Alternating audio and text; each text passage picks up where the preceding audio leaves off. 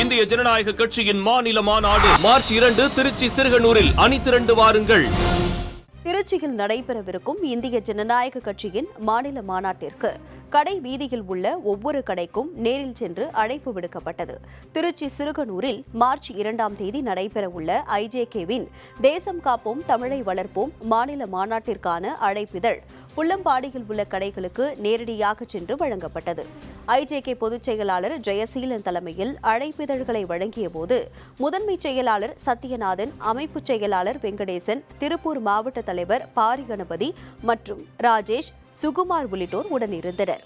முன்னதாக புள்ளம்பாடி கடை வீதியில் உள்ள காமராசர் சிலை அருகே ஐஜேகே கொடியை ஜெயசீலன் ஏற்றி வைத்து சிலைக்கு மாலை அணிவித்து மரியாதை செலுத்தினார்.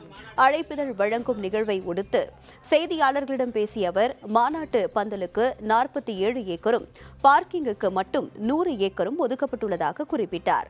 மேலும் போக்குவரத்திற்கு இடையூறு ஏற்படாத வகையில் அனைத்து வசதிகளும் செய்யப்பட்டுள்ளதாக ஜெயசீலன் தெரிவித்துள்ளார். தேசம் காப்போம் தமிழை வளர்ப்போம் இப்படி ஒரு தலைப்போட டாக்டர் பாரிவேந்தர் ஐயா அவர்கள் முன்னெடுத்து நடத்துகின்ற இந்த மாநாட்டு பந்தல் பணிகள் இவற்றையெல்லாம் நாங்கள் மாநில பொறுப்பேற்பவர்கள், மாநாட்டு பொறுப்பாளர்கள் எல்லாம் ஒன்று அந்த பணியில் ஈடுபட்டு இருக்கிறோம்.